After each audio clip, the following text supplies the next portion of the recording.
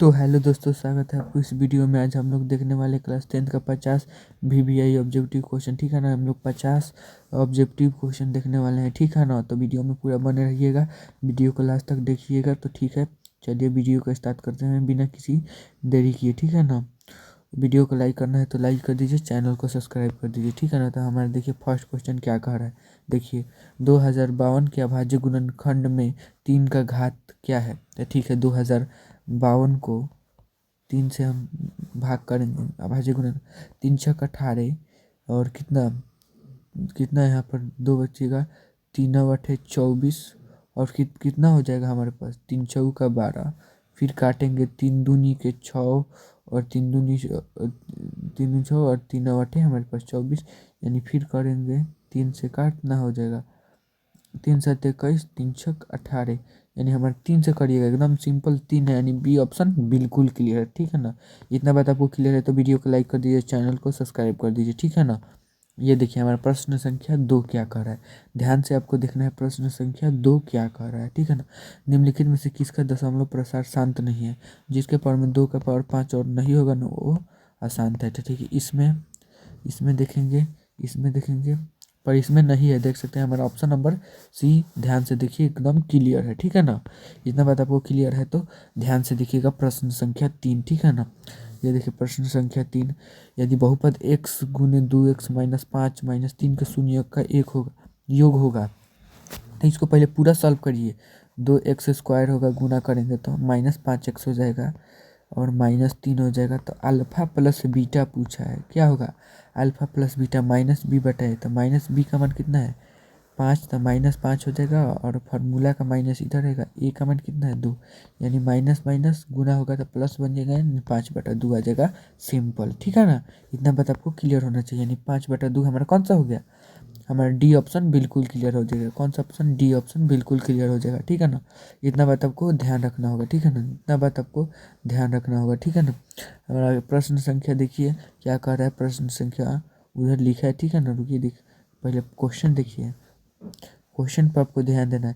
2x² plus P x minus 3, zero का एक मूल -3 है, तो p का मान क्या होगा।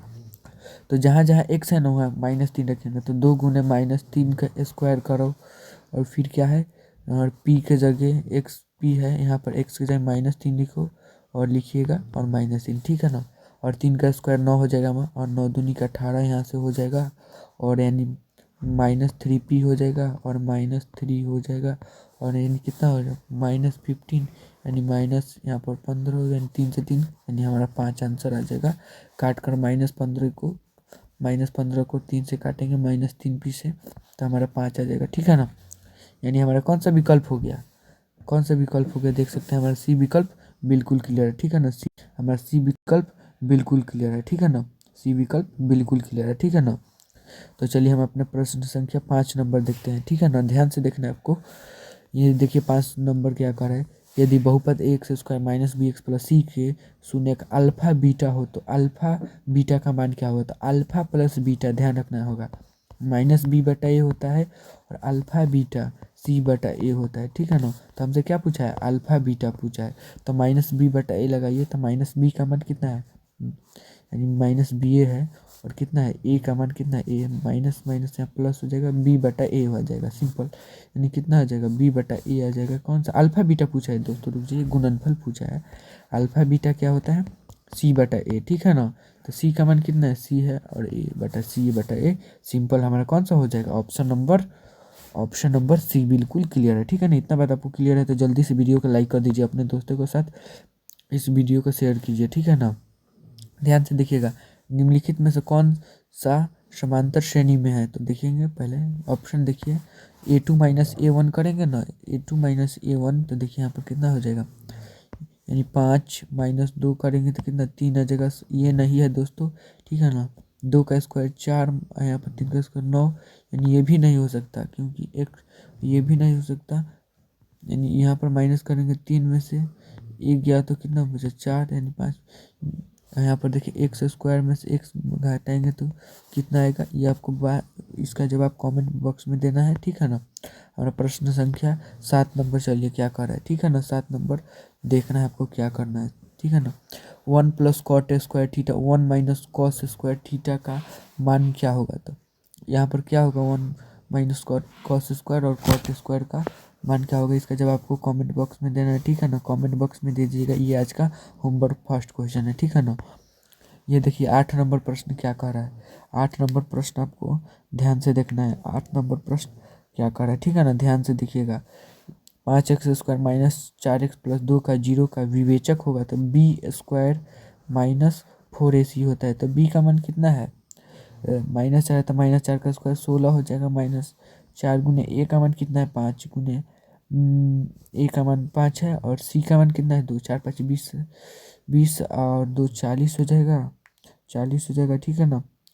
40 तो यहाँ पर हो जाएगा, यहाँ पर माइनस करेंगे तो कितना हो जाएगा, यानी 24 आ जाएगा। यानी हमारा बी विकल्प बिल्कुल क्लियर, ठीक है ना, बी विकल्प बिल्कुल क्लियर, ठीक है ना। इतना बात क्लियर है तो वीडियो को लाइक कर दीजिए, चैनल को सब्सक्राइब कर दीजिए, ठीक है ना। चलिए हमारा देखिए क्वेश्चन, 2x² + 4 - 4x + 3 का 0 का मूल की प्रगति क्या होगी, तो b² - 4ac पर लगाइए, ठीक है ना। b² - 4ac पर लगाइए, ठीक है ना। तो देखिए लगाते हैं क्या कर रहा है, थोड़ा स्पेस चाहिए। b² का मान कितना है 16 हो जाएगा, -4 × a का मान कितना है 2, c का मान 3, यानी 4 दूनी के 8, 8 × 24 हो जाएगा। यानी माइनस करेंगे तो माइनस में आएगा, यानी हमारा रूट में जाता है, तो हमारा कौन सा वास्तविक और असमान हो जाएगा, यानी हमारा बी सी ऑप्शन क्लियर हो गया, ठीक है ना। ध्यान रखना है आपको इतना बात को, ठीक है ना, इतना बात आपको ध्यान रखना होगा, ठीक है ना, इतना बात आपको ध्यान रखना। ये देखिए निम्नलिखित में से एक मूल है, तो 2 गुने 1 x² लिखेंगे, यहाँ पर माइनस कितना 2x लिखेंगे, और माइनस का x लिखेंगे, ठीक है ना, और +2, यानी x इसमें से कॉमन आ गया, x - 2 आ गया, और एक x - 2 आ गया, ठीक है ना। यानी कौन सा हो जाएगा, यानी एक मूल x बराबर 2 आ जाएगा, ठीक है ना। यानी डी ऑप्शन बिल्कुल क्लियर है। कौन सा हमारा ऑप्शन हो जाएगा दोस्तों, डी ऑप्शन बिल्कुल क्लियर है, ठीक है ना। इतना बात आपको क्लियर है तो जल्दी से वीडियो को लाइक कर दीजिए और चैनल को सब्सक्राइब कर दीजिए, ठीक है ना। हमारा देखिए प्रश्न संख्या 11 क्या कह रहा है, निम्नलिखित में से किसका गुणनफल एक परिमेय संख्या होगा। इसका रूट 15 होगा जो कि अपरिमेय होता है, ठीक है ना। इसका 63 होगा, ये भी अपरिमेय होता है। इसका 8 दूनी का 16 रूट में है तो इसका 4 होगा, यानी यही हमारा हो जाएगा। ऑप्शन नंबर सी बिल्कुल क्लियर है, ठीक है ना। इतना बात आपको क्लियर है तो जल्दी से वीडियो को लाइक कर दीजिए, चैनल को सब्सक्राइब कर दीजिए और अपने दोस्तों के साथ शेयर कर दीजिए। निम्नलिखित में से कौन 154 का भाज्य गुणनखंड है, तो 154 को तोड़ेंगे 2 7 14, 2 दूनी के 4, फिर 2 से 36 बार में, और 36 को तोड़िए 2 से 18 बार में, और 2 9 18, यानी 2 के पावर कितना हो जाएगा, 2 के पावर कितना हो जाएगा, ध्यान से देखिएगा, थोड़ा स्पेस चाहिए, रुक जाइए। हाँ ठीक है, अब अच्छे है। अब यहाँ पर करिए 154 लिखिए ध्यान से, 2 7 14, यहाँ पर आ जाएगा हमारे पास ये 2 7 14 हो जाएगा, और फिर 2 7 14 हो जाएगा, यानी 7 से 11 बार में, और यहाँ पर 11 आ जाएगा, यानी हमारा ऑप्शन नंबर सी बिल्कुल क्लियर है, ठीक है ना। इतना बात आपको क्लियर होना चाहिए, ठीक है ना। 13 नंबर प्रश्न देखिए, 13 नंबर प्रश्न, निम्नलिखित में से कौन एक घातीय समीकरण है जिसके घात में 1 होना चाहिए, 2x + 3 जैसे उसके घात में 1 होना चाहिए, सिंपल, ठीक है ना। देखेंगे कौन सा ऑप्शन हो जाएगा हमारा। ये देखिए ये तो यहाँ से x कट जाएगा उधर, कौन सा हो जाएगा हमारा, और यहाँ पर यही बच रहा है, ठीक है ना। यानी ये ऑप्शन हमारा बिल्कुल क्लियर हो जाएगा, ठीक है ना। इतना बात आपको ध्यान रखना होगा, ठीक है ना, इतना बात आपको ध्यान रखना होगा। देखिए अब प्रश्न क्या, अच्छे अच्छे प्रश्न हमको करा देते हैं आपको, ठीक है ना, क्योंकि मोस्ट इम्पोर्टेंट प्रश्न आपके एग्ज़ाम में आने वाला है, ठीक है ना। मोस्ट इम्पोर्टेंट प्रश्न आपके एग्ज़ाम में आएगा, ठीक है ना। ये देखिए, ये देखिए ध्यान से देखिएगा, ध्यान से देखना है आपको प्रश्न को। रुक रुक जाइए दोस्तों, ठीक है ना। अब चलिए देखते हैं, ये देखिए प्रश्न संख्या,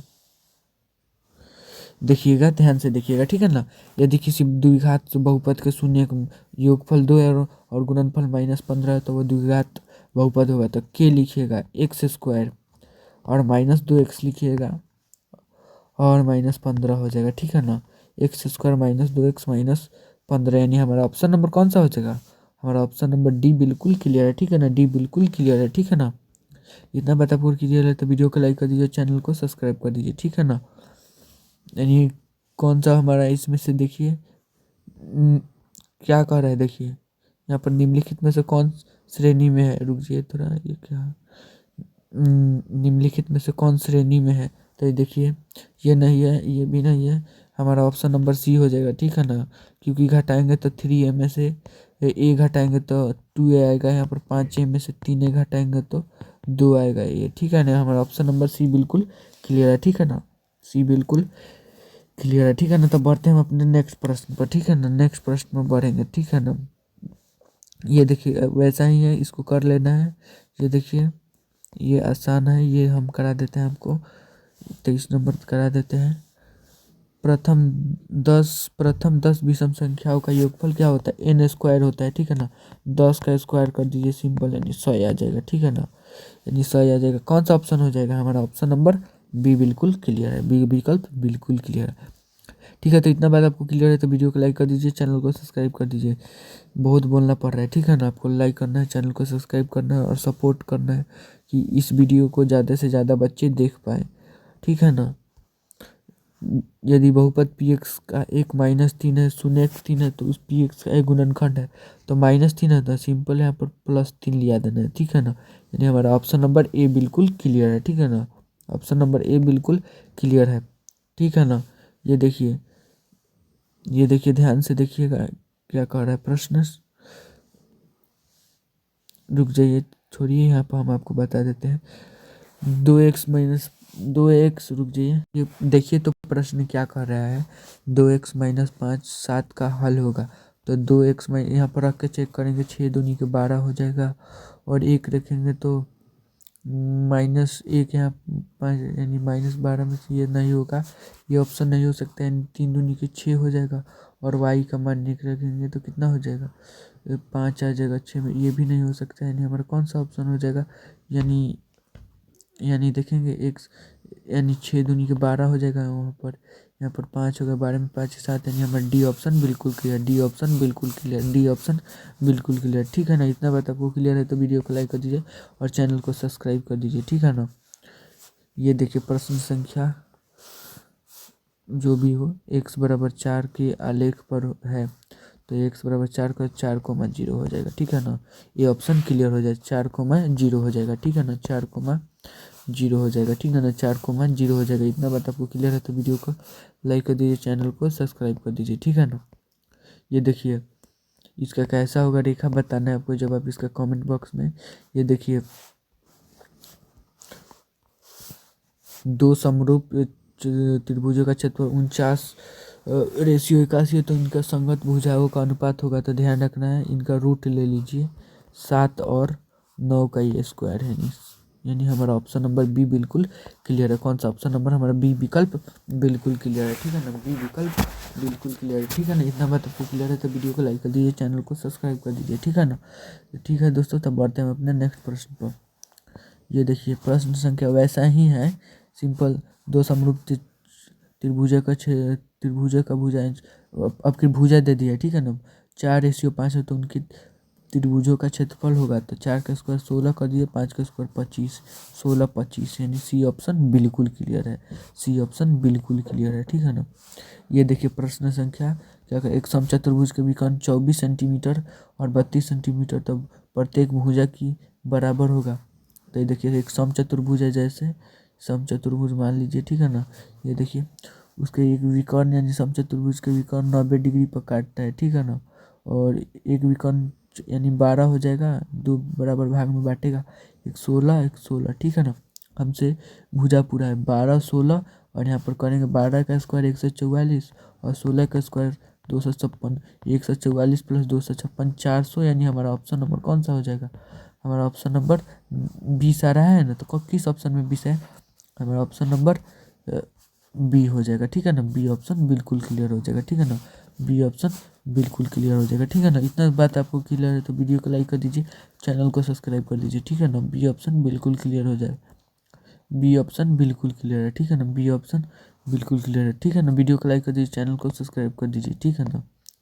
ये देखिए इसका जवाब कमेंट बॉक्स में देना है, ठीक है ना, हम करा देते हैं अच्छे अच्छे प्रश्न आपको, ठीक है, जो एग्ज़ाम के पॉइंट ऑफ व्यू से बहुत ही इंपॉर्टेंट होने वाले हैं, ठीक है ना। करा देते हैं हम आपको। ये देखिए, ये भी एग्जाम के ऑब्जेक्टिव में बहुत पूछता है, ठीक है ना। ध्यान से देखना, दो वृत्तों का क्षेत्रफल का अनुपात 36:49 है, तो उनकी त्रिज्याओं का अनुपात होगा। तो यहाँ पर रूट लगा दीजिए। 36 किसका स्क्वायर है? 6 का।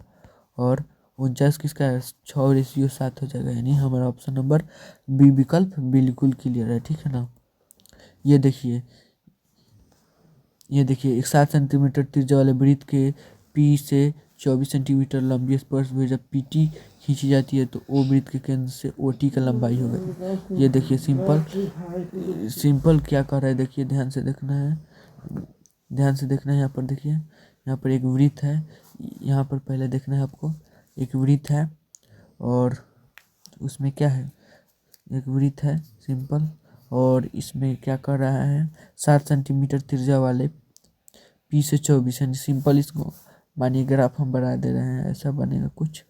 और मान लीजिए 24 है, 90 के सामने वाला होता है 24 है, और ये 7 है, तो ये पूछ रहे कितना हो जाएगा, भाई 25 हो जाएगा, ठीक है ना। 24 दिया है, भाई 25 हो जाएगा, ठीक है ना, 25 सेंटीमीटर। हमारा ऑप्शन नंबर बी विकल्प बिल्कुल क्लियर है, ठीक है ना, बी विकल्प बिल्कुल क्लियर है, ठीक है ना। इतना बात क्लियर है तो वीडियो को क्या कर दीजिए, आपके हिसाब से करिए जो चीज़ करना है, ठीक है ना। अब हम कुछ नहीं बोलेंगे, ठीक है। तो देखिए, दो वृत्तों के त्रिज्याओं का अनुपात 2:3 है, तो उनके क्षेत्रफलों का अनुपात क्या होगा, जो 4:9 हो जाएगा, ठीक है ना। स्क्वायर कर दीजिएगा तो यानी हमारा कौन सा ऑप्शन, बी ऑप्शन बिल्कुल क्लियर, ठीक है ना। ध्यान से देखिएगा, ठीक है ना, ध्यान से। ये वैसा ही क्वेश्चन है, इसका 5 हो जाएगा, ठीक है ना। सी ऑप्शन बिल्कुल क्लियर है, ठीक है ना, सी ऑप्शन बिल्कुल क्लियर है, ठीक है ना। देखिए कैसे होगा, यहाँ पर देखिए क्या कर रहा है। एक वृत्त 13 सेंटीमीटर पी से दूरी खींची जाती है, तो स्पर्श रेखा की लंबाई 12 सेंटीमीटर, वृत्त की त्रिज्या, ये वृत्त है, पी सेंटीमीटर एक दूरी खींची जाती है, ठीक है ना, पी सेंटीमीटर। और देखिए यहाँ पर एक राइट एंगल ट्रायंगल बन जाएगा मान लीजिए, और यहाँ पर पी सेंटीमीटर दूरी खींची जाती है, और ये 12 है और 13 है, ये 12 है, उनकी त्रिज्या पूछ रहा है, 5 हो जाएगा, ठीक है ना। स्क्वायर करेंगे तो 5 हो जाएगा, ठीक है ना। ठीक है दोस्तों, तो 5 सेंटीमीटर हो जाएगा, ठीक है ना। इतना बात आपको क्लियर है, तो चलिए नेक्स्ट प्रश्न पर। कोई दिक्कत परेशानी हो तो माफ़ी चाहते हैं, ठीक है ना। वीडियो में कोई परेशानी आ रही होगा तो क्षमा करिएगा, ठीक है ना। ये देखिए, एक घड़ी की मिनट की सुई 14 सेंटीमीटर है, तो इसकी 15 मिनट में रचित क्षेत्रफल होगा। यहाँ पर थोड़ा एरर आ जा रहा है स्क्रीन पर, इसके लिए मैनेज कर लीजिएगा, ठीक है ना।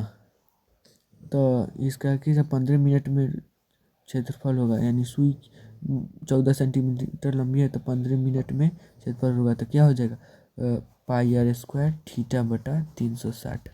तो पाई का मान कितना है रखेंगे, नहीं दिया है तो 22/7 ले। आर स्क्वायर कितना है, 14 × 14 इंटू यहाँ पर थीटा का मान रखकर आंसर बताइए, ठीक है ना। सिंपल काट कूट लीजिए, बहुत आसान ईजी है, ठीक है ना। ये क्या पूछ रहा है, आर थीटा वाले त्रिज्यखंड की चाप की लंबाई, यानी चाप की लंबाई हमारा कौन सा हो जाएगा, 2πr थीटा बटे 360, थीटा बटे 360 चाहे 2π आर एक ही होता है, ठीक है ना। आपके बोलने का अंदाज से फर्क पड़ता है, ठीक है ना। इतना बात आपको क्लियर है, तो बढ़ते हैं अपने नेक्स्ट प्रश्न पर, ठीक है। ये देखिए प्रश्न संख्या यहाँ पर फिर आ गया है। इसका इतना आसान प्रश्न ये बार बार रिपीट हो रहा है, इसका मतलब आपको ध्यान देना है। दो वृत्तों के परिधियों का अनुपात 2:3 है, तो उनके क्षेत्रफल का अनुपात फिर से स्क्वायर कीजिए, 4:9 हो गया। कितना, 4:9। इसीलिए इस प्रश्न आपको मोस्ट इम्पोर्टेंट होने वाला है, मोस्ट, ठीक है ना, मोस्ट इम्पोर्टेंट है, ठीक है ना। इसको आपको याद ही कर लीजिए सिंपल, क्योंकि ये हर बार पूछ रहा है, हर बार 2:3 दे रहा है, कभी 4:5 दे रहा है, तो सिंपल अगर 4:5 देगा, जहाँ 4 का स्क्वायर 16 और 5 का स्क्वायर 25 कर दीजिएगा, हमेशा इसका स्क्वायर कर दीजिएगा, ठीक है ना। क्योंकि वृत्त का परिधि का अनुपात और त्रिज्या का अनुपात समान होता है, ठीक है ना। इतना बात आपको ध्यान रखना होगा, ठीक है ना, इतना बात आपको ध्यान रखना होगा, ठीक है दोस्तों। तो आज के लिए इतना ही, मिलते हैं हम अपने अगली वीडियो में, ठीक है ना। तो आज की वीडियो कैसा लगा, और भी कुछ सब्जेक्ट चीज़ का चाहिए ऑब्जेक्टिव क्वेश्चन तो कमेंट कीजिए, ठीक है ना। फिलहाल मैथ का आएगा ऑब्जेक्टिव क्वेश्चन, ठीक है ना, कल भी आएगा, ठीक है ना, आप लोग देख लीजिएगा। और इसको चैनल को सब्सक्राइब। ठीक है दोस्तों, तो मिलते हैं अगले वीडियो में। ठीक है दोस्तों, तो चलिए मिलते हैं अगले वीडियो में। चलिए मिलते हैं अगले वीडियो।